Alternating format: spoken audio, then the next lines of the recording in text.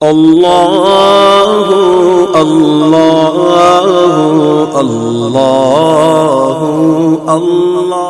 এটা আমি শুরুতেই বলছি, আফা হাসিবতুম আন্নামা খালাকনাকুম আবাসাম ওয়া আন্নাকুম ইলাইনা লা তুরজাউন।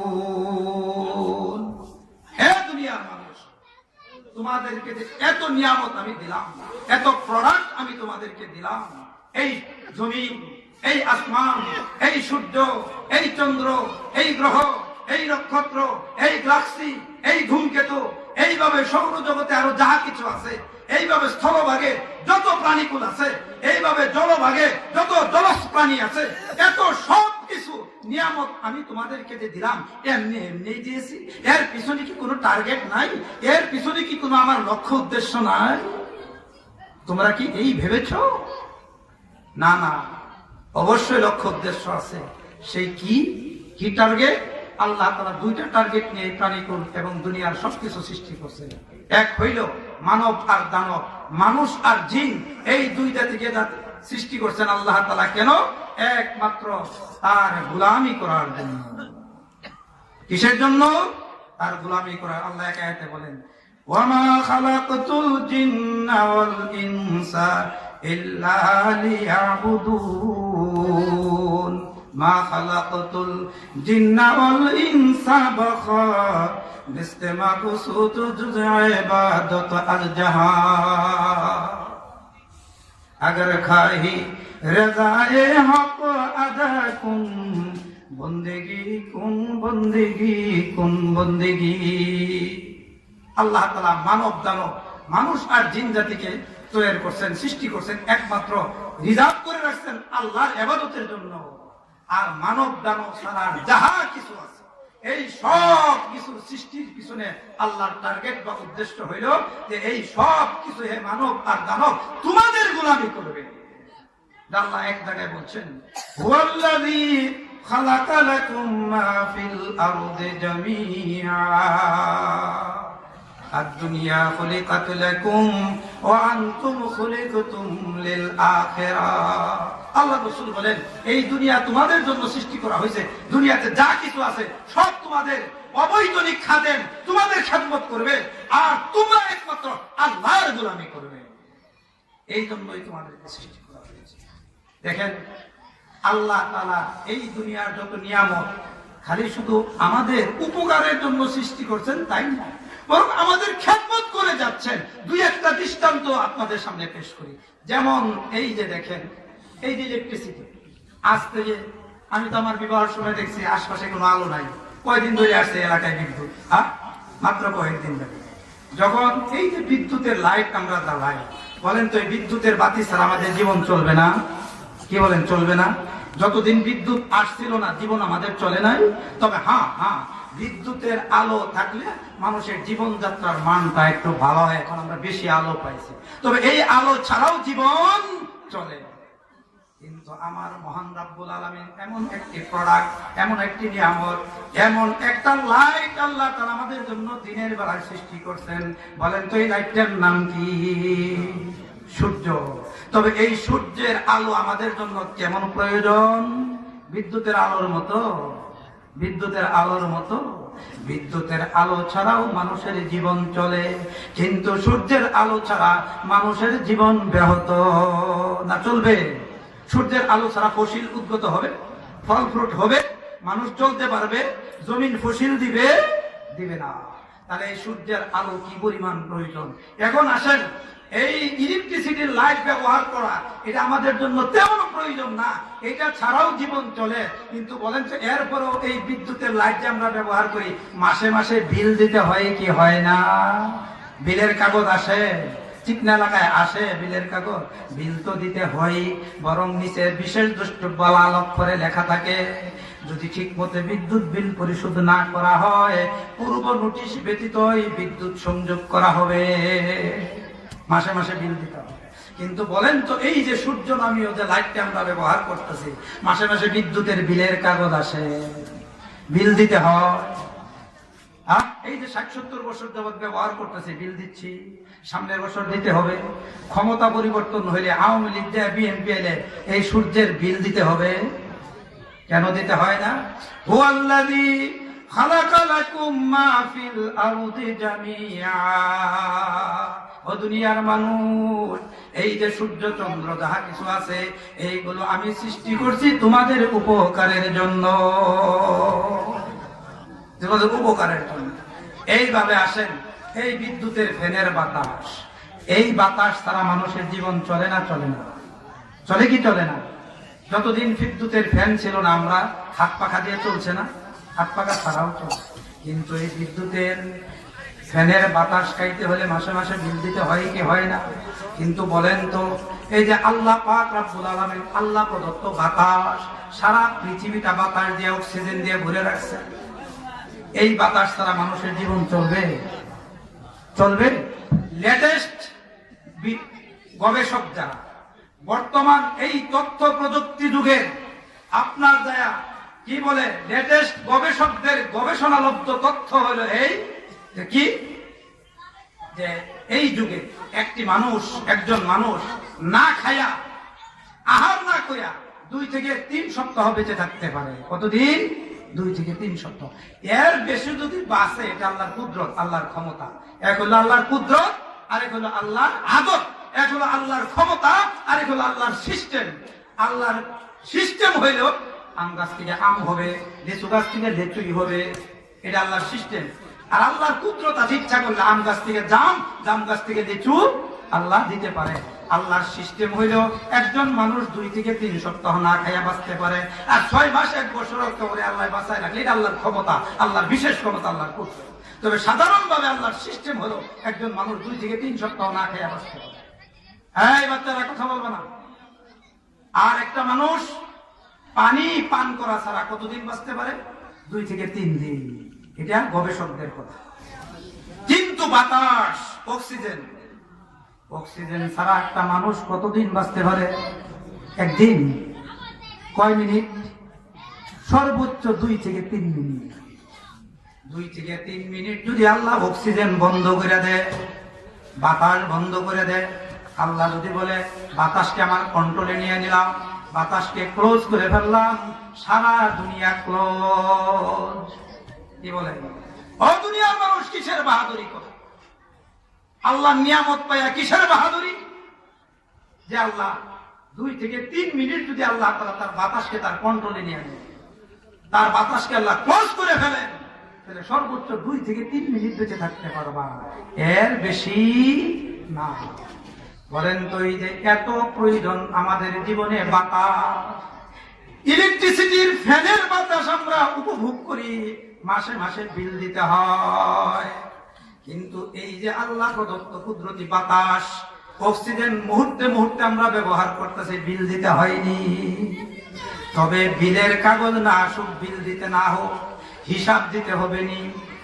বিদ্যুতের বিল, বিদ্যুতের আলো ব্যবহার করতেছি, বিদ্যুতের সেই সারা আল্লাহ প্রদত্ত অক্সিজেন বাতাস ব্যবহার করতেছি, মাসে মাসে বিল দিতেও যদি না হয়, কিন্তু পরকালে এর হিসাব দিতে হবে। হিসাব দিতে হবে নি? হবে না? আল্লাহর এই নিয়ামত যে ভোগ করতে হইতেছে, আমরা ভোগ করতেছি, হিসাব দিতে হবে না? হিসাব দিতে হবে, হিসাব দিতে হবে।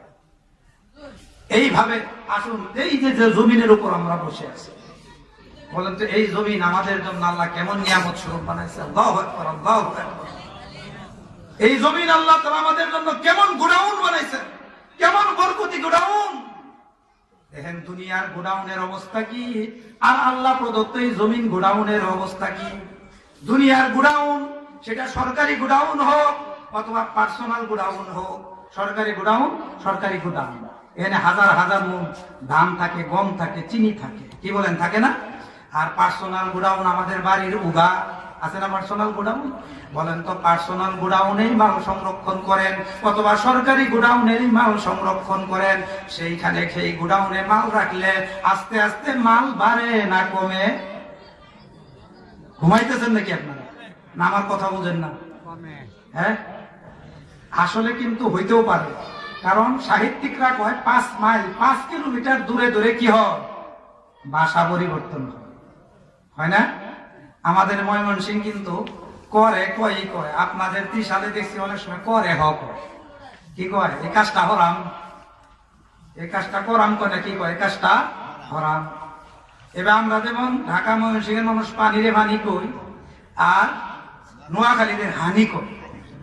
তো যে এক ময়মনসিংহের বা ঢাকার মানুষ নাই নোয়াখালী গেছে, যায়া পেঁপে কিনবো, কয় মিয়া আপনার দোকানে হে কত কেজি? কি কয়, পাগল নাকি? হে আবার কি, হে কোনো মাল আছে? কি কোন মিয়া? হে কত কেজি? হে কি বুঝেন না? এই যে যেটা হে পেঁপে রে, কয়টা হে, ওইটা হে না পেঁপে। কেন? আমাদের ময়মনসিংহের বা ঢাকার যদি আপনাদের এনে হয়ে যায়, পানি যদি হানি হয়, তাহলে পেঁপে হে হইতে পারে না? ভাষাও বেশ কম হইতে পারে কিছুটা। আপনারা কি বুঝতেছেন না নাকি আমার কথা? ভাঙ্গা গলা, বুঝা তো না বুঝাও স্বাভাবিক কিছু। আর এখন এই ঘুম প্রধান বক্তা আমাদের রয়ে গেছেন, কেবল এসে পড়ছে।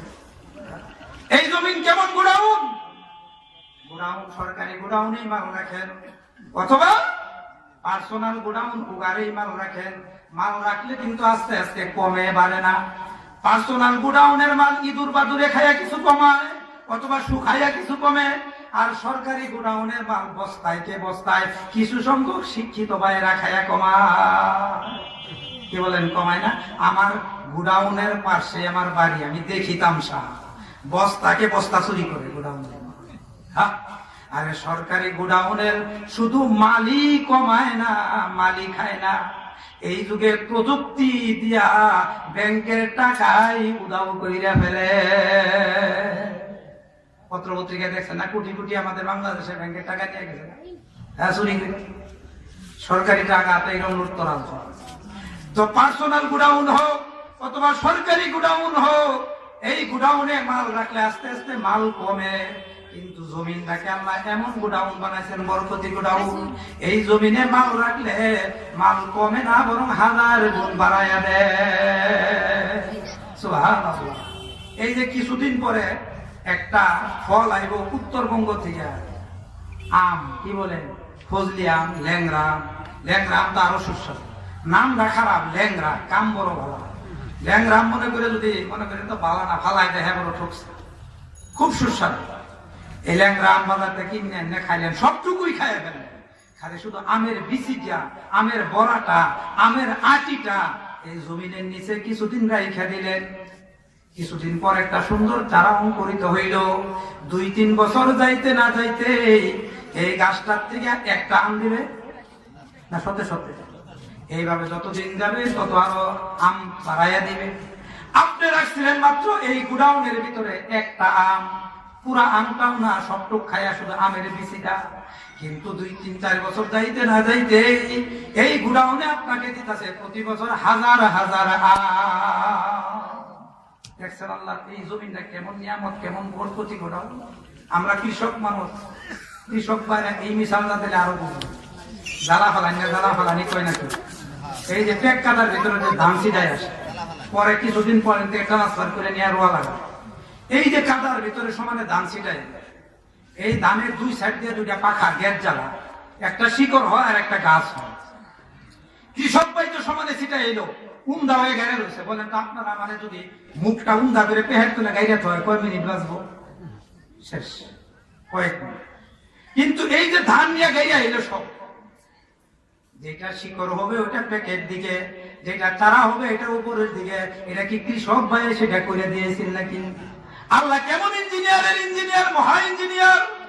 আল্লাহ কুদরতি হাত দিয়া ধইরা ধইরা ওই ধানটার যেটা শিকড় হবে এটা পেক কাদার দিকে, নিচের দিকে, যেটা চারা হবে এটা কি সুন্দর ভাবে উপরের দিকে অঙ্কুরিত করলো। আপনি পেক কাদার ভিতরে ছিটাইছিলেন মাত্র 5 কেজি ধান। কয় কেজি?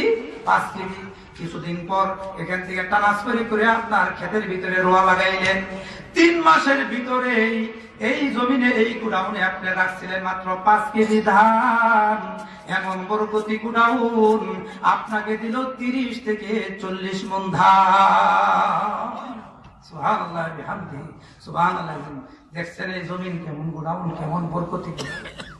শুধু তাই নয়, আমার কথা প্রায় শেষের দিকে। আমরা এখন বলতে পারেন, প্রশ্ন করতে পারেন, ওয়াল্লাযী খালাকা লাকুম মা ফিল আরদি জামিআ। ওই আল্লাহ এই দুনিয়াতে, এই জলভাগে, এই স্থলভাগে, আকাশে, সৌরজগতে যাহা কিছু আল্লাহ সৃষ্টি করছেন সব মানুষের উপকারের জন্য। এখন প্রশ্ন করতে পারেন, ভালো কথা, মানুষ থাকে নগরীতে, মানুষ থাকে স্থলভাগে, ওই যে মহাসমুদ্রের ভিতরে যে একটা ডলফিন থাকে, এটা মানুষের কি উপকার করে? আল্লাহ যেগুলো সবকিছু মানুষের উপকার করে। বলেন তো, ডলফিনের নাম শুনেন নাই? ডলফিন দেখছেন? আর না দেখলেও তো, বাস্তবে না দেখলেও ফটোতে দেখছেন না? হ্যাঁ, জলজ প্রাণী। আমি এখন যে তথ্যটা বলবো আপনারা খুবই আশ্চর্য হবেন। এই তথ্যটা কোনো কোরআন হাদিসের তথ্য না, এটা কোনো তাফসীরের কিতাব থেকেও সংগ্রহ করি নাই। এটা অনেক সময় পত্রিকার ভিতরে আর্টিকেল দেখি। এই পত্রিকার একটা আর্টিকেলের কথা আপনাদেরকে শোনাইতেছি। জলজ প্রাণী বিজ্ঞানী যারা আছে তাদের একটা আর্টিকেল, তাদের একটা লেখা। জলজ প্রাণী বিশেষজ্ঞবিদ যারা, তাদের একটা তথ্য হইল, তারা বলছে যে পানিতে যে বসবাস করে যে সকল প্রাণী আছে তার মধ্যে সবথেকে বুদ্ধিমান প্রাণী হইল ডলফিন। এই ডলফিন কোথায় থাকে? খালে বিলে, পুকুরে, মহাসাগরে। আর মানুষ থাকে মহানগরে, মানুষ থাকে স্থলভাগে। আপনারা কি একটু বেয়াদবি করতে চাই? গলার আওয়াজ, আমি তো সবার ভিতরে মানুষের সামনে চা খাই, কিন্তু আওয়াজটা একেবারেই ক্ষীণ হয়ে যাচ্ছে। মানুষ থাকে মহানগরে আর ডলফিন থাকে মহাজলে, সাগরে। ওই মহাসাগরে অবস্থানরত ডলফিন এই মহাস্থলে অবস্থানরত মানুষের কি উপকার করে? হুজুর, সবই যে মানুষের উপকার করে, সবই হা হা করে করে। তাহলে একটু শুনেন, জলজ প্রাণী বৈজ্ঞানিকদের তত্ত্ব হইল এই যে মহাসাগরের ভিতরে ডলফিন থাকে। সাগরের ভিতরে আপনারা যারা গেছেন, সমুদ্র সৈকতে, কক্সবাজারে দেখছেন কি হয়? জলভাগে কিন্তু কিছু দূর পর পর জলোচ্ছ্বাস হয়, নিম্নচাপ হয়, ঘূর্ণিঝড় হয়, অহরহ হইতেছে, এখনো হইতেছে। বলেন, আবার প্রশ্ন করতে পারেন, এই যে এত অহরহ ঘূর্ণিঝড় হয়, এটি কিন্তু আল্লাহ তাআলা স্থলভাগে দেয় না। স্থলভাগে দিলে আমরা বেঁচে থাকতে পারতাম? একটু মাঝে মাঝে নোড়া দেয়, একটু ঘূর্ণিঝড় হয়, শিডর হয়ে গেল, হ্যাঁ, আরো কত কত ঘূর্ণিঝড়, আমার অবস্থাটা কি হয়? এত ঘূর্ণিঝড় আপনার সমুদ্রে হয়, এইগুলো যদি এত বেশি ঘূর্ণিঝড় স্থলভাগে হইতো, মানুষ বসবাসই করতে পারত না। কিন্তু এইগুলো আল্লাহ তাআলা সমুদ্রে অহরহ দিতেছে। আবার প্রশ্ন করতে পারেন, সমুদ্রে এত ঘূর্ণিঝড় দেয় কেন? কি এর লেগে দেয় জানেন? আল্লাহু আকবার। এই সমুদ্রের ভিতরে বেশি বেশি ঘূর্ণিঝড়, বেশি বেশি জলোচ্ছ্বাস, বেশি বেশি নিম্নচাপ আল্লাহ এই জন্য দেয় যে এই দুনিয়ার ভারসাম্য ঠিক রাখার জন্য। আপনি আমি বুঝি না, কারণ এই সমুদ্রের ভিতরে বেশি বেশি ঘূর্ণিঝড় দিয়া, বেশি বেশি জলোচ্ছ্বাস দিয়া, বেশি বেশি নিম্নচাপ দিয়া আল্লাহ তাআলা সমুদ্রের বাতাসকে স্নিগ্ধ কইরা, বাতাসটাকে ঠান্ডা কইরা আল্লাহ তাআলা কুদরতি ভাবে সেই স্নিগ্ধ বায়ু আল্লাহ তাআলা তার কুদরতি হাত দিয়া সারা পৃথিবীতে স্প্রে করে দিতেছে। কেন দেয়? যদি ওই সমুদ্রের ঠান্ডা বাতাস সারা পৃথিবীতে না আসতো, তাহলে সারা পৃথিবী বিদ্যুতের চাইতেও আরো উত্তপ্ত হয়ে যাইত। আমরা আপনারা পুরা সারখার হয়ে যেতাম, বসবাসই করতে পারতাম। আল্লাহ তাআলা কুদরত দেখেন, ওই সমুদ্রের ভিতরে আপনার এই ঘূর্ণিঝড় দিয়া, জলোচ্ছ্বাস দিয়া, নিম্নচাপ দিয়া, ওই সমুদ্রের বাতাসকে স্নিগ্ধ করিয়া, ঠান্ডা করিয়া আল্লাহ কুদরতি হাত দিয়া স্প্রে করিয়া সারা পৃথিবীতে পাঠাইতেছে, আর সারা পৃথিবীকে ঠান্ডা রাখতেছে। এখন এই যে সমুদ্রের ভিতরে যে ঘূর্ণিঝড় হইতেছে, জলোচ্ছ্বাস হইতেছে, আচ্ছা বলেন তো, মানুষ সমুদ্রে যায় কি যায় না? সমুদ্রে লক্ষ লক্ষ কোটি কোটি সম্পদ আহরণের জন্য সমুদ্রে যায় না? ট্রলার নিয়ে মাছ ধরতে যায়, হীরা মতি আহরণ করতে যায় সমুদ্রে। এখন সমুদ্রে দেখবেন, যারা সমুদ্রে গেছেন বা সমুদ্র উপকূলে কক্সবাজারে গেছেন, সমুদ্র সৈকতে, স্থলভাগে দৃষ্টি যত দূর পর্যন্ত দেখা যায়, সমুদ্রে বা পানি থেকে দৃষ্টি তত দূর পর্যন্ত দেখা যায়। কি বলেন, দেখা যায়? যারা সমুদ্রে দেখতে গেছেন তারা বলতে পারবেন দেখা যায় নাকি? দেখবেন অনেক সময় যখন এই ধুলাবালু নাক থাকে, ভাদ্র মাসে, শ্রাবণ মাসে গারো পাহাড়ও দেখা যায়। কত দূরে পাহাড়, হ্যাঁ, শোষণ দুর্গাপুর শেষ প্রান্তে এই ভারতের পাহাড় দেখা যায়। কিন্তু পানির ভিতরে কি কত দূর দেখা যায়? মাত্র 1,500 গজ বা 1,500 গজ দূর পর্যন্ত দেখা যায়। দেখবেন যারা কক্সবাজার গেছেন কিছু দূরেই মনে হয় আসমানটা পানির ভিতরে ঠিকই রয়েছে। কারণ সমুদ্রের দিকে বাষ্প হইতেছে, ঘূর্ণিঝড় হইতেছে, জলোচ্ছ্বাস হইতেছে, এটা কুয়াশার মতো ধোঁয়া সবসময় করে উঠতেছে, এই জন্য বেশি দূর পর্যন্ত দেখা যায়। এখন সমুদ্রের ভিতর যে মানুষ যায় ট্রলার নিয়ে, এই মানুষ যদি যায় ঘূর্ণিঝড়ের কবলে পড়ে যায়, নিম্নচাপে পড়ে যায়, জলোচ্ছ্বাসে পড়ে যায়, তাহলে মানুষগুলো ধ্বংস হইয়া যাবে, ডুবে মরবে। তখন এই মানুষগুলোকে বিপদ সংকেত দিবে কে? আল্লাহ পাক রব্বুল আলামিন ওই সমুদ্রের ভিতরে ডলফিন তৈরি কইরা বিজেপি বিডিআর যেরকম বর্ডার পাহারাদারি করে, সমুদ্রের ভিতরে যে ট্রলার নিয়ে মানুষ যায়, ওই মানুষগুলো যেন বিপদের সম্মুখীন না হয়, এই জন্য তাদেরকে বিপদ সংকেত দেওয়ার জন্য বর্ডারের বিডিআরের মতো ডলফিন মানুষকে বিপদ সংকেত দেয়। সুবহানাল্লাহ বললেন না? চিৎকার করে বলেন না সুবহানাল্লাহ। কিভাবে দেয়?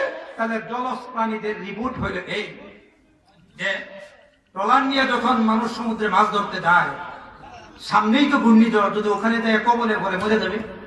এই জন্য যখন সামনে চলতে থাকে, সমুদ্রের পথ চলতে থাকে, তখন সামনে বিপদ, ঘূর্ণিঝড়, জলোচ্ছ্বাস, নিম্নচাপ, তার এই সংকেত কে দিবে? তখন সঙ্গে সঙ্গে সেই ডলফিন যদি 1000 গজ পানির নিচেও থাকে, মহান রব্বুল আলামিনের সেই আল্লাহ প্রদত্ত কুদরতের সাইরেন সেই ডলফিনের গায়ের ভিতরে বাজতে থাকে।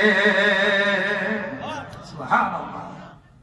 সমুদ্রের ভিতরে ওই 1000 গজ পানির নিচেও যদি ডলফিন থাকে, সমুদ্রে ওই ডলফিনে বুঝতে থাকে যে সামনে মানুষ আসতেছে, সামনে বড় বিপদ, জলোচ্ছ্বাস, ঘূর্ণিঝড়, সুতরাং তাকে রক্ষা করার জন্য আল্লাহ আমাকে তৈরি করছেন। তখন জলজ প্রাণী বৈজ্ঞানিকদের রিপোর্ট হইল এই 1000 গজ পানির নিচেও যদি ডলফিন থাকে, বিদ্যুতের গতিতে সেই উপরের দিকে উড়ান দেয়, উড়ান দিয়া ওই ট্রলারওয়ালাদের সামনে পিঠটা বাসায়া লেঙ্গুর দিয়া কমিটমেন্ট করতে থাকে, লড়াইতে থাকে আর বলতে থাকে, ও ট্রলারওয়ালারা তোমরা সামনে যাইও না, সামনে বড় মহাবিপদ, সামনে জলোচ্ছ্বাস, সামনে নিম্নচাপ, সামনে ঘূর্ণিঝড়, সুতরাং যেদিক থেকে আসছিলা পিছন দিকে চলে যাও, নিরাপদে বাড়ি ফিরতে পারবে। এইভাবে তার কমিটমেন্ট। তখন ট্রলারওয়ালারা বুঝতে পারে।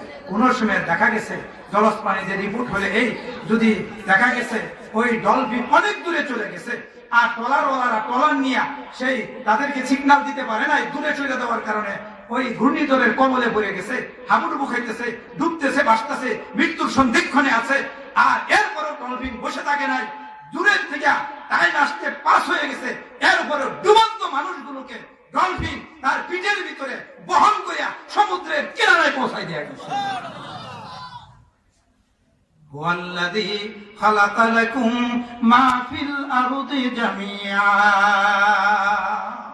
ওই আল্লাহ তোমাদের উপকারের জন্য জলভাগে, স্থলভাগে, সৌরজগতে, এই আসমান, এই জমিন, এই সূর্য, এই চন্দ্র, এই গ্রহ, এই নক্ষত্র, এই ধূমকেতু, এই সব কিছু, এই গ্যালাক্সি তোমাদের উপকারের জন্য আল্লাহ তাআলা তৈরি করেছে।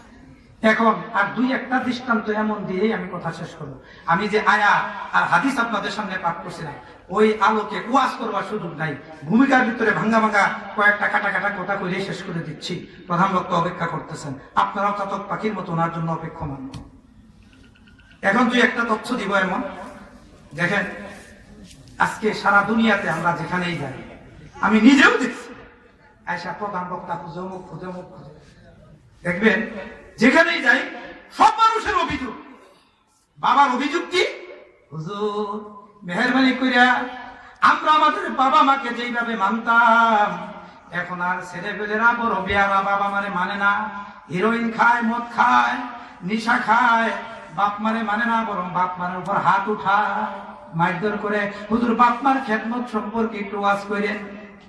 কোথাও গেলে এই অভিযোগ করে, স্বামীরা এসে অভিযোগ করে, হুজুর আগের যুগের আমাদের মা বোনেরা স্বামীদেরকে যেভাবে মানত, স্বামীর খেদমত যেভাবে করতো, এই যুগের মহিলারা স্বামীদেরকে মানে না, স্বামীদের কন্ট্রোলে থাকে না, যেমনি বন্ধু বান্ধব নিয়ে ঘোরাফেরা করে। হুজুর স্বামীর কন্ট্রোলে থাকা সম্পর্কে, স্বামীর খেদমত সম্পর্কে যদি একটু মেহরবানি করে ওয়াজ করতেন।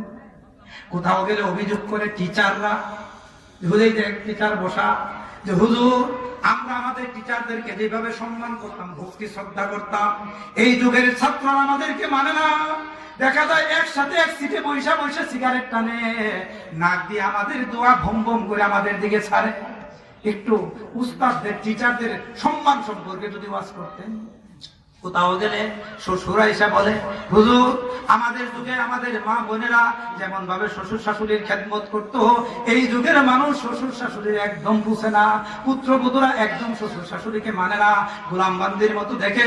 একটু যদি তাদের সম্পর্কে ওয়াজ করতে। কোথাও গেলে রাজনৈতিক নেতারা তারা কিন্তু প্রধান অতিথি হইয়াও আসে, আর কয় হুজুর বড় বিপদেছি, আমরা বড় ভালো আছেন তো কি, যাদেরকে নিয়ে একসাথে রাজনীতি করলাম, একসাথে বাইরে নিশি খাইলাম, একসাথে টি পার্টি করলাম, আর তাদের ভিতরে যদি একটু ব্যাঘাত ঘটে তখন আমাদের বিরুদ্ধে জুতার ঝাড়ু মিছিল করে। হ্যাঁ, জুতার ঝাড়ু মিছিল। আবার কোথাও গেলে মিল ফ্যাক্টরির বড় বড় শিল্পপতিদেরকে সবার প্রধান অতিথি করে। আয়া প্রধান অতিথি সবাই একবার প্রধান বক্তাকে ডাকো, দেখাই দেব। হুজুর এই যুগের কর্মচারীরা, এই যুগের শ্রমিকরা একেবারে মহাজনকে শিল্প আমাদেরকে মানে না, বরং একটু বলতে চাই, আমি একটু বলতে চাই, কেন শুনবে? আমি মনে করি আজকে ছেলে বাপকে মানে না, মেয়ে মাকে মানে না, ছাত্র টিচারকে মানে না, অধীনস্থরা নেতাদেরকে মানে না, পুত্রবধূ শ্বশুর শাশুড়িকে মানে না, স্ত্রী স্বামীর কমান্ড মানে না। এর মূল কারণ যা কিছু আছে, আমি তো মনে করি মূল কারণ একটাই, আমি যে আমার সৃষ্টিকর্তা আল্লাহকেই মানি না। আমি যে আমার সৃষ্টিকর্তা আল্লাহকে মানি না। যদি আমার সৃষ্টিকর্তা আল্লাহকে আমি 100% মানতাম, ওমা খালাকাতুল জিন্না ওয়াল ইনসা ইল্লা লিয়াবুদুন।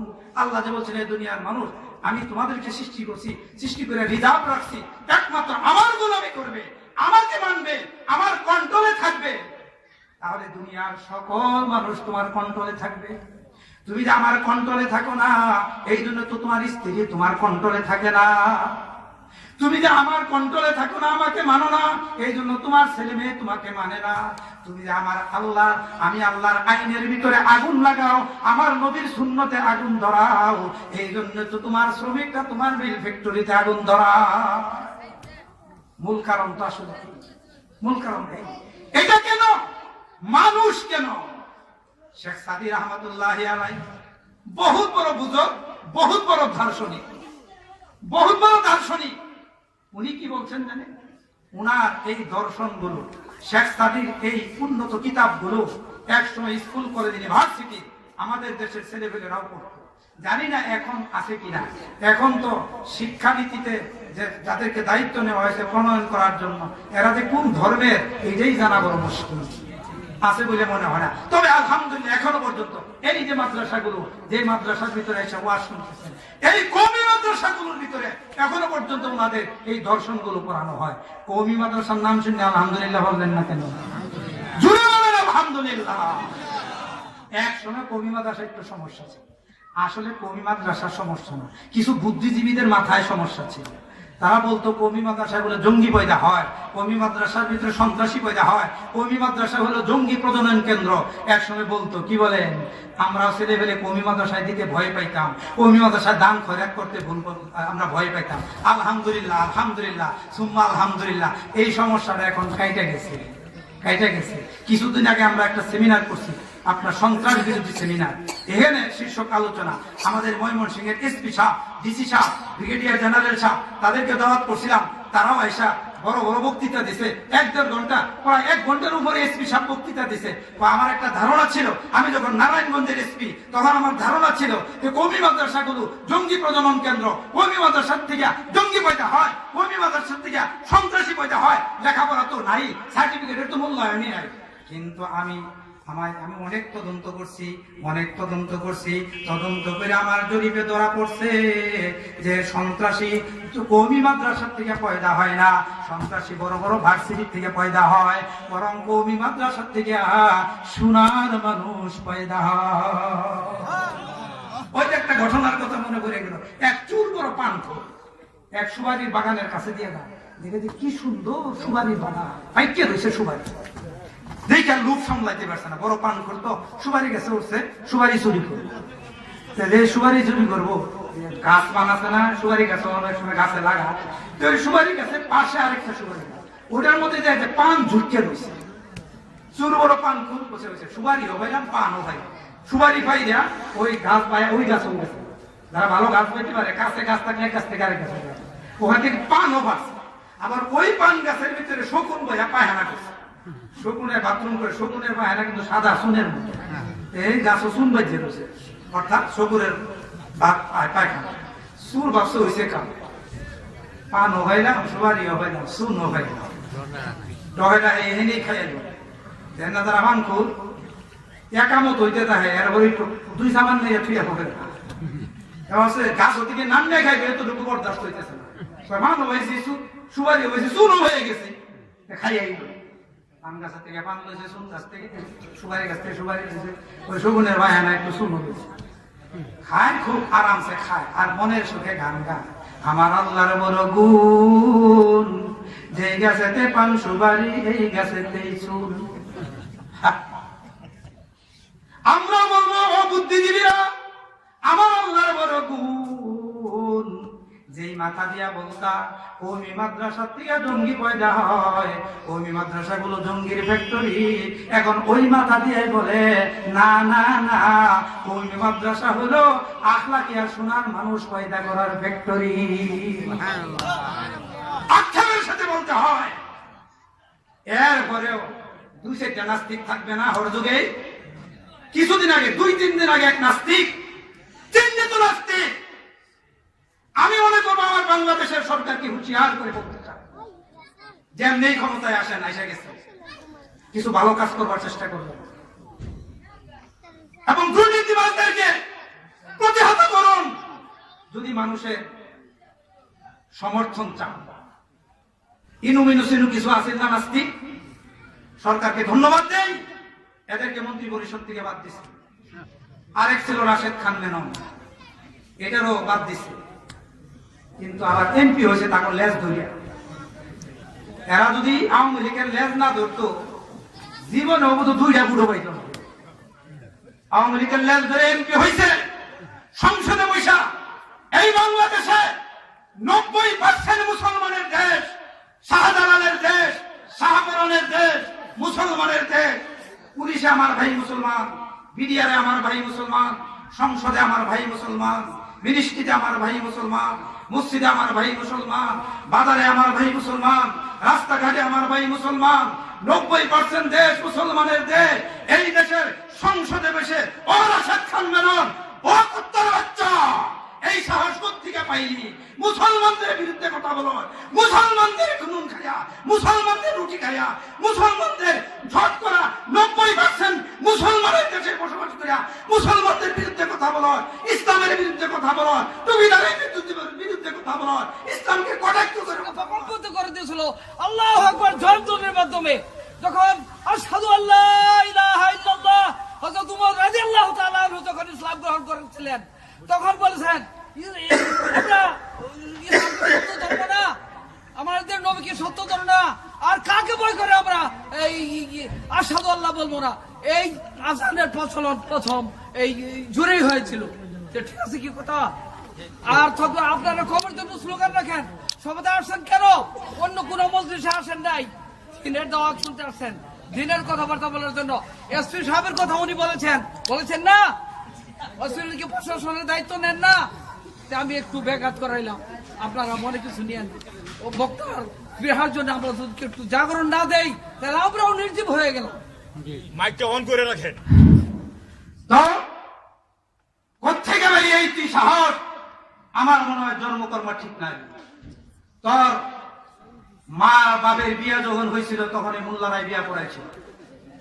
তুই যখন জন্ম নিয়েছিলি তখন এই মোল্লাই আজান দিয়েছিল। তুই যখন বিবাহ করেছিস তখন এই মোল্লাই বিবাহ করেছিল। এরপরেও মোল্লা পছন্দ লাগে না, ইসলাম পছন্দ লাগে না, মনে না চায় দেশ থেকে বের হয়ে যা, নাহলে এই দেশের মুসলমান জুতা পিটাই করে করে তোদেরকে নামাবে, তোদেরকে জানাজা করা হবে না, তোদের ভাগ্যে জানাজা না। এই বাংলার জমিনে থেকে 90% মুসলমানের দেশে থেকে মুসলমানদের বিরুদ্ধে কটাক্ষ করস, এত বড় দুঃসাহস, এত বড় স্পর্ধা। শাহজালালের মাতৃভূমি এই বাংলাদেশ। যাই হোক, যে কথা বলতেছিলাম আমি আমার কথা শেষ করে দিচ্ছি। গলা আওয়াজ ভাঙ্গা, আর তা নইলে আমার তো মনে চায় আকাশ জমিন সবকিছু একদম বিকম্পিত করে যাওয়া। আমি আমার সরকারকে আবারও সচেতন এবং হুঁশিয়ার করে দিতে চাই, আপনি কিছু সংখ্যক ওই নাস্তিক মন্ত্রীদেরকে মন্ত্রী পরিষদ থেকে বাদ দিয়া আপনি সুনাম অর্জন করেছেন, আপনার ধন্যবাদ জ্ঞাপন করি। এখনো পর্যন্ত এই সকল নাস্তিকদের দৃষ্টান্তমূলক শাস্তির ব্যবস্থা করুন। আল্লাহ আল্লাহ রসুলের বিরুদ্ধে যারা কটাক্ষ করবে সর্বোচ্চ শাস্তি, এদেরকে মৃত্যুদণ্ড দেয়, মৃত্যুদণ্ড দেয়। এরা আবার সংসদে থাকে কি করে? ন্যূনতম জ্ঞানও তো নাই। যাই হোক, আমি যে কথা বলতেছিলাম, হুয়াল্লাযী খালাকা লাকুম মা ফিল আরদি জামিআ, হে আল্লাহ তোমাদের উপকারের জন্য, তোমাদের খেদমতের জন্য সব কিছু সৃষ্টি করেছেন। এই জন্য এই কথাটা বলতেছিলাম, হযরত শেখ সাদী রহমাতুল্লাহ, ভুলে গেছেন আপনারা? শেখ সাদী রহমাতুল্লাহ আলাইহি, ওই শেখ সাদী রহমাতুল্লাহ বহুত বড় বুজুর্গ, বহুত বড় দর্শনবিদ। তিনি তার কিতাব, অনেক অনেক কিতাব লিখছেন, তার মধ্যে ফার্সি কবিতার একটা কিতাব হলো বুস্তা। এই বুস্তা কিতাবের ভিতরে উনি একটা ঘটনা উল্লেখ করছেন। তিনি বলেন, আমি একবার রুদবার মরুভূমি দিয়ে আমি যাইতেছিলাম, বিশাল বড় মরুভূমি, রুদবার মরুভূমি। এই মরুভূমির মাঝখানে যখন গেছি, দেখি একটা জীর্ণ শীর্ণ একটা লোক, একটা বুজুর্গ মানুষ, একেবারে বুড়া, একটা হাট্টা বাট্টা, একটা শক্তিশালী তার গা সিংহের উপর সোয়ার হইয়া আমি যেদিকে যাব ওদিক থেকে আমার দিকে আসতেছে। এই দৃশ্য দিকে আমি বড় বিকম্পিত হলাম, আমি বড় ভয় পাইলাম যে সামনে সিংহ আসতেছে, আমি কেমনে এই রাস্তা দিয়ে যাব। তখন ওই বুজুর্গ লোকটা আমাকে বুঝতে পারলো যে আমি ভয় পাচ্ছি। তখন অত্যন্ত রিল্যাক্সের সাথে নরমাল গতিতে, মন্থর গতিতে ওই বুজুর্গ লোক সিংহের উপর সওয়ার হয়ে আমার দিকে আসলো। আয়েশা মুস্কি মুস্কি হাইসা আঙ্গুল খানা ধারাত আঙ্গুলটা ওনার ঠোঁটের উপর রেখে আমাকে চিনতে পারছে আমি সাদি, বিশ্ববিখ্যাত কবি সাদি। আমাকে বললো, হে সাদি, আমি যে বাঘের উপর সিংহের উপর সওয়ার হয়ে আসছি, এতে বড় তুমি আশ্চর্যান্বিত হয়ে গেছো, এতে তেমন কোনো আশ্চর্যের কারণ না। আমি তোমাকে এমন একটি মন্ত্র শিখাই দিতে চাই, এমন একটি মন্ত্র শিখাই দিতে চাই, এই মন্ত্রের উপর তুমি তুমি আমল করতে পারো। আমি যেমন সিংহ দিয়ে আমি উপকার নিতেছি, এরকম তুমিও সিংহের দ্বারাই উপকার নিতে পারবে। তো হাম গর্দানাজ হুক, তো হাম গর্দানাজ হুক মে দাওয়ার মচিদ, তো হাম গর্দানাজ হুক মে দাওয়ার মচিদ, তো কে গর্দান না পে চাঁদ যে হুকমে তৌহিদ। হে শেখ সাদী, তোমার একটা মন্ত্র, একটা মাত্র মন্ত্র শিখাই দেই। তুমি যদি আল্লাহর গর্দান থেকে, আল্লাহর কুদরতি পাও থেকে যদি তোমার গর্দানকে না হটাও, তাহলে হিংস্র প্রাণী, ভাগ বা লোক পর্যন্ত তোমার কথা মানতে বাধ্য। তোমার এতাত থেকে তারাও গাড় হটাবে না, গাড় হটাবে না। শেখ সাদী তো দূরের কথা, হযরত উমর ফারুক রাদিয়াল্লাহু তাআলা আনহুর কথা বাতাস শুনে নাই, বাতাস শুনে নাই। মদিনার দিকে আগুন আসতেছিল ধাওয়া করে, খলিফাতুল মুসলিমিন হযরত উমর তখন খেলাফতের আসনে তিনি সমাসীন। ওনার কাছে খবর আইলো মদিনার দিকে দাবানলের মতো আগুন আসতেছে। হযরত উমর বললেন, তার গায়ের চাদরটা দিয়া বললেন, হযরত তামিমে দাড়ি রাদিয়াল্লাহু তাআলা হাত দিয়ে বললেন, হে তামিমে দাড়ি, এই চাদরখানা নিয়া আগুনকে লক্ষ্য করে বলো, হে আগুন, খলিফা উমর বলেছেন তুই যেই দিকে আসছিলি সেই দিকেই চলে যা। যখন যায় বলছে তুমি মেদারি, এই যে খলিফাতুল মুসলিমিনের চাদর নিয়ে আসছি, হে আগুন যেই দিক থেকে আসছিলি মদিনায় ঢুকতে পারবি না। খলিফাতুল মুসলিমুন বলছেন, হযরত ওমর বলছেন যেদিকে আসছিলি সেই দিকেই চলে যা। সঙ্গে সঙ্গে আগুন উল্টা দিকে কোথায় গিয়ে যেন উধাও হইয়া গেছে। ফুরাত নদীর পানি হযরত ওমরের কথা শুনছে কি শুনছে না? আরে দূরে বাদ দিলাম, আর মাত্র 2-4 মিনিট আমার দেশের 2 বুজুর্গের কথা বলে আমি শেষ করতেছি। আমার এই দেশের এক বুজুর্গ নাম হলো হাজী ইউনূস সাহেব রাহমাতুল্লাহি আলাইহি, পটিয়া মাদ্রাসার 2য় মুহতামিম। প্রথম মুহতামিম ছিলেন আব্দুল আজিজ রাহমাতুল্লাহ আলাইহি, 2য় মুহতামিম হলেন হাজী ইউনূস সাহেব রাহমাতুল্লাহ আলাইহি। বহুত বড় বুজুর্গ, বহুত বড় মুবাল্লিগ। তিনি বড় তাবলীগ করতেন। তিনি বাংলাদেশ থেকে একবার আফ্রিকাতে গেছেন তাবলীগ করার জন্য। আফ্রিকাতে যখন খবর হয়ে গেল বাংলাদেশ থেকে বহুত বড় একজন বুজুর্গ আসছে তাবলীগী জামাতের সাথে, উনাকে বিভিন্ন জায়গায় নেওয়ার জন্য মানুষ পাগল। তখন একবার উনাকে প্রাইভেট কার দিয়া, যেহেতু বন জঙ্গলের দেশ হলো আফ্রিকা, এক মসজিদ থেকে প্রায় 150 মাইল দূরে আরেক মসজিদে ওনাকে নিয়ে যাওয়া হইতেছিল। রাস্তা দিয়ে যায়, বন জঙ্গলের রাস্তা। কিছু দূর যাওয়ার পর আল্লাহ ওয়াজের অবস্থা হইল, এই দুনিয়ার অবস্থা হইল এই, কিছু মানুষ আছে যারা মানুষের পাগল, আর কিছু মানুষ আছে যারা আমার আল্লাহ পাকের পাগল। কি বলেন? দুনিয়ার পাগল যারা, তাদের অবস্থা কি হয়? তাদের অবস্থা দেখবেন এক শ্রেণীর পাগলের দল, মোবাইলের ভিতরে 3 ধরনের মোবাইল নাম্বার সেট করা থাকে। একটা জেনারেল সেট, সাধারণ মানুষের সাথে কথা বলার জন্য, আর একটু বন্ধুত্ব যার সাথে আছে তার সাথে এফএনএফ করে, আর যার সাথে বন্ধুত্ব গাঢ় প্রেম প্রীতির সম্পর্ক তার নাম্বার গাছ সুপার এফএনএফ। কি বলেন?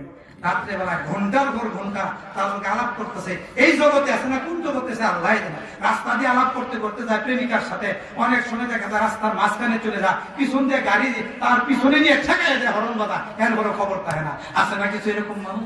আরে দুনিয়াতে এমন কিছু মানুষ আছে, মানুষের প্রেমে পইরা এক রশির ভিতরে সুইসাইড করে ফাঁসলটকে, আছে না?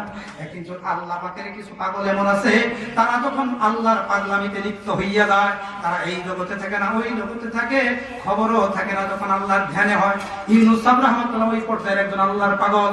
তিনি যখন গাড়িতে উঠছেন, দেখছেন 150 মাইল দূরে যাইতে হবে। এই 150 মাইল রাস্তা অহেতুক কেন যাব? আমি একটু আল্লাহর জিকিরে ফিকিরে যাইতে থাকি। আল্লাহর ধ্যান করছেন, আল্লাহর জিকির করতে করতে যাচ্ছেন। এক পর্যায়ে ধ্যান করতে করতে এমন এক পর্যায়ে গেছেন, আল্লাহর ভিতরে ডুবে পড়ছে।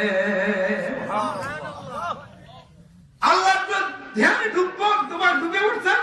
তিনি জমিনে আছেন না আসমানে, বাংলাদেশ না আফ্রিকাতে, ওনার খবর না।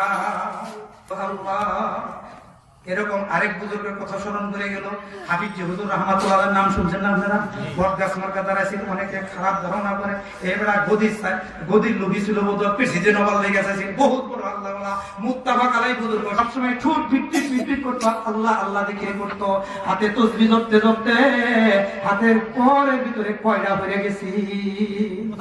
এই এক বুজুর্গ, তিনি যখন টয়লেটের ভিতরে ঢুকলেন বাথরুম ছাড়ার জন্য, আল্লাহর পাগলদের অবস্থা কি হয় দেখেন। টয়লেট থেকে বাইর হয়েছেন, গালিচা ভাইয়া তাজা রক্ত বাইর হয়। খাদেম জিজ্ঞাসা করলো, হুজুর টয়লেটে পিছলা খাইয়া পইরে গেছিলেন কিনা? ও না তো পইরে যাইনি। ও তাহলে আপনার গালিচা ভাইয়া কেন তাজা রক্ত বাইর হয়? হুজুর হাত দিয়ে দেখলেন, ঠিকই তো তাজা রক্ত। হুজুর কাঁদতে শুরু করলেন, বলতে চান না। খাদেম বড় নাসুর বান্দা, হুজুর বলতেই হবে আপনি পড়ে গেছিলেন নাকি, তাজা রক্ত কেন বাইর হয়? ওই বাবা দেখো, বলতে চাইছিলাম না, আমাকে বাধ্য করলা বলতে। আমি যখন টয়লেটের ভিতরে ঢুকবো তখন ওদিকে আমার জিহ্বায় বলে আল্লাহ আল্লাহ আল্লাহ আল্লাহ আল্লাহ আল্লাহ আল্লাহ আল্লাহ। আমি চিন্তা করলাম, আমি বাথরুম করতে টয়লেটের ভিতরে ঢুকছি, এখন আমার জিহ্বা দিয়ে আল্লাহ আল্লাহ শব্দ বাইর হয়, এটা তো আমার আল্লাহকে খাটো করা হইয়া যায়। আমি বন্ধ করতে চেষ্টা করলাম, জিহ্বানি বন্ধ কর, জিহ্বা বন্ধ হয় না। আমি টয়লেটের ভিতরে ঢুকে পড়ছি, এরপরেও জিহ্বা থেকে বাইর হয় আল্লাহ আল্লাহ। শেষ পর্যন্ত নিচের এবং উপরের 2 পাশের দাঁত দিয়া আমি জিহ্বাকে চাপা দিয়ে ধরলাম, এরপরও জিহ্বা বলে আল্লাহ আল্লাহ আল্লাহ আল্লাহ। এমন চাপা দিলাম, শেষ পর্যন্ত জিহ্বা কেটে রক্ত বাইর হইতে শুরু হইল, এরপরও জিহ্বা আল্লাহর নামের জিকির বন্ধ করে না। এমন ব্যক্তিও তো আছে। হাজী মুসা রহমতুল্লাহ ওই পর্যায়ের একজন বুজুর্গ, তিনি বাসের ভিতর প্রাইভেট কারের ভিতরে উঠা আল্লাহ আল্লাহ জিকিরে মুগ্ধ হইয়া তিনি এই জগতে আছেন না কোন জগতে আছেন, আল্লাহর ভিতরে ডুবে গেছেন। কিছুদিন যাওয়ার পর দেখে ড্রাইভার গাড়ি দাঁড়া করাইছে, ব্রেক করছে, পার্কিং করছে। হুজুরের ধ্যান ভাঙছে, ধ্যান ভেঙে দেখে গাড়ি খারাপ, গাড়ি চলে না, স্টার্ট বন্ধ। হুজুর ড্রাইভারকে বলে, কি ভাই গন্তব্যস্থলে পৌঁছে গেছি কিনা, নামবো কিনা? ড্রাইভার মুস্কি এসে বলে, না হুজুর, গন্তব্যস্থল আরো বহুদূর। তাহলে গাড়ি থামাইছো কেন? হুজুর সামনে তাকায় দেখেন না কি দৃশ্য, ওই দেখেন না সামনে কতগুলি গাড়ি দাঁড়ায় রয়েছে, আমার পিছনেও গাড়ির লেগুর। কি হয়েছে? ওই যে হাতি, অনেকগুলি জঙ্গলি হাতি আইসা রাস্তার ভিতরে বৈশা ব্যারিকেড দিয়ে রাখছে, কেউ সাহস পাইতেছে না সামনে গাড়ি অগ্রসর করা। পেরেই তো সুর দিয়া বাইরে গ্লাস ভাঙিয়া গাড়িগুলো পাড়ায় প্রবিষ্ট করে ফেলবে। হুজুর বললেন যে ভাই কি হয়েছে, কি হয়েছে? তুমি কি ইতিপূর্বে এই রাস্তা দিয়ে কোনো সময় গেছো? ও হুজুর বহুবার গেছি। তাহলে কি এই জঙ্গলের হিংস্র প্রাণীর উপর কোনো জুলুম করছো কিনা? না তো হুজুর করি না। তাহলে ভয় পাচ্ছ কেন? যদি এদের উপর জুলুম না করে থাকো তাহলে এরা তো তোমার উপর জুলুম করার কথা না। তুমি যদি এদের উপর জুলুম না করো, এরপরেও যদি এরা তোমার উপর জুলুম করে, তাহলে আল্লাহ এদেরকে ছাড়বেন না, আল্লাহ এদেরকে ছাড়বেন না। ওরাও তো যে আল্লাহর মখলুক, আমরাও তো সেই আল্লাহরই মখলুক। আমরা তো কোনো নিজের ব্যক্তিগত স্বার্থ চরিতার্থের জন্য যাইতেছি না, আমরা তো ওই আল্লাহর দ্বীন প্রচারের জন্য যাচ্ছি, আল্লাহ বলা মানুষগুলোকে আল্লাহর সাথে সম্পর্ক করার জন্য যাচ্ছি। আমার মনে হয় এদিক দিয়ে গেলে ওরা আমাদের উপর আক্রমণ করবে না, পারলে বরং ওরা আমাদের সহযোগিতা করবে। ভাই সামনের দিকে আগাও। ড্রাইভারকে হুজুর মাপ চাই, আপনি আমাকে ভাড়া দেন না দেন, আমি এক চুল সামনে অগ্রসর হইতে পারবো না। হুজুর তার ইমান দীপ্ত হাতখানা যখন ওই ড্রাইভারের পিঠের উপর রেখে বললো, ভাই চলো যাও, তাতে কোনো অসুবিধা হবে না, আমার তো মনে হয় ওই হাতিগুলো কোনো ক্ষতি করবে না, যাও ভাই চলো। হুজুর পিঠের ভিতরে ড্রাইভারের পিঠে হাত দিছে, যেই হুজুরের ইমান দীপ্ত ইমানি হাত ওই ড্রাইভারের পিঠের উপর পড়ছে, ড্রাইভারের এই নিবা ইমানের ভিতরে আগুন জ্বলে উঠছে।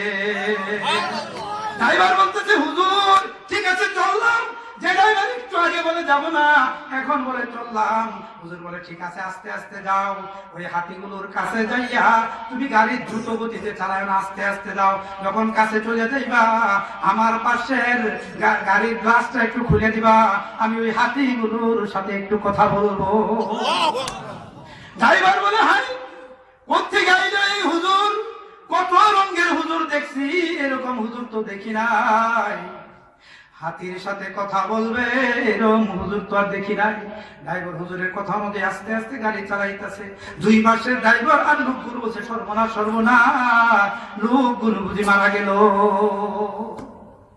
যে হাতিগুলোর কাছে চলে গেছেন, হুজুর বলছেন আমার পাশের গ্লাসটা একটু খুলে দাও।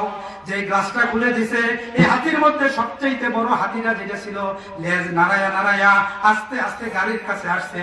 সেই গাড়ির খোলা জানালা দিয়া হাতির সুরখানা ভিতরে ঢুকাই দিছে। হুজুর ডান হাতখানা হাতির সামনে তুলে ধরছে, হাতি সুর দিয়া হুজুরের হাতখানা চুম্বন করলো, হুজুরের ঘাড় চুম্বন করলো, হুজুরের মাথা চুম্বন করলো, যেন হুজুরকে আদর করলো।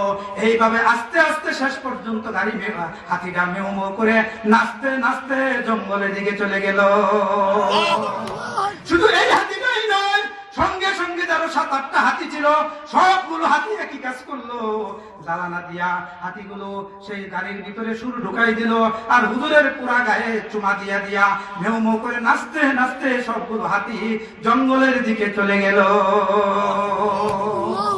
হুজুর ড্রাইভারে আবার পিঠে হাত রেখে বললেন, ও ভাই ড্রাইভার, তুমি তো ভয় পাইছিলা, তুমি তো সামনে আগাইতেছিলা না, তুমি তো আগাইতেছিলা না, দেখছো আসলে বলছিলাম কোনো ক্ষতি করবে না, তুমি যদি ক্ষতি না করো কেন ক্ষতি করবে? আরে ড্রাইভার তুমি তো বুঝতে পারো নাই, জানো হাতিগুলো আমার সাথে কি বলছে জানো নি? হাতিগুলো আমার সাথে কি বলছে, হাতির ভাষা আমি বুঝছি, আল্লাহ আমার বুঝবার তৌফিক দিছে। হাতিগুলো আমার কাছে আইসা তার ঠোঁট দিয়ে আমাকে চুম্বন করে আমাকে আদর করছে, আর মেও মেও করে বলছে, হুজুর আপনি যে এই রাস্তা দিয়ে যাবেন আমরা অনেক আগেই টের পাইছি। টের পাইয়ে চিন্তা করলাম যে এত বড় আল্লাহর ওলি এই রাস্তা দিয়ে যাবে, আমাদের দিলের ভিতরে তামান্না জাগলো এত বড় আল্লাহর ওলি দিক দিয়ে যাবে, এই আল্লাহর ওলির কাছে থাইকা তাদের সান্নিধ্যে থাইকা একটু ফজিলত হাসিল করব। কিন্তু কেমনে সম্ভব, কেমনে সম্ভব? আমরা যদি রাস্তার দুই ধারে দাঁড়ায় থাকতাম, আপনার ড্রাইভার আমাদেরকে দেখা ভয় পায়া আরো দ্রুত গতিতে স্পিড বাড়ায়া শ করে গাড়ি চালায় যাইতো, আপনার সুহবত থেকে আমরা বঞ্চিত হয়ে যাইতাম। এই জন্য চিন্তা করলাম আপনার সাথে একটু আপনার সুহবত ইখতিয়ার করব, আপনার সান্নিধ্য হাসিল করব অল্প সময়ের জন্য হইলেও। এই জন্য কৃত্রিম উপায়ে আমরা রাস্তা ব্যারিকেড দিয়েছি, রাস্তা ব্যারিকেড দিয়ে আপনাদেরকে আটকে দিয়েছি। আর আপনার কাছে আইসা আপনার দোয়া নিলাম, হুজুর গো বেয়াদবি করে বলছি, কিন্তু বেয়াদবি করলেও কিন্তু মহব্বতে করছি, হুজুর ক্ষমা করে দিয়েন, মাপ চাই হুজুর, মাপ চাই। এই কথা বলে বলে হাতিগুলো নাচতে নাচতে জঙ্গলের ভিতরে চলে গেল। ওয়াল্লাযী খালাকা লাকুম মা ফিল আরদি জামিআ, ওই আল্লাহ, যে আল্লাহ তোমাদেরকে সৃষ্টি করছেন, আল্লাহ এই সমস্ত সৃষ্টিকুল সৃষ্টির উদ্দেশ্য টার্গেট হলো মাত্র দুইটা। মানব দানব সৃষ্টির উদ্দেশ্য হইল আল্লাহর গোলামি করবে। যে লোকটা 100% আল্লাহর গোলামি করতে পারবে, অবশ্যই মানব দানব ছাড়া যাহা কিছু আছে, এমনকি হিংস্র প্রাণী হাতি, ভাগ ভাল্লুক, এইভাবে আপনার হিংস্র সিংহ পর্যন্ত মানুষের খেদমত করতে বাধ্য। কিন্তু শর্ত হলো একটাই, কি করতে হবে? মানুষ 100% আল্লাহর গোলামি করতে হবে, তাহলে দুনিয়া সবাই আপনার আমার গোলামি করবে।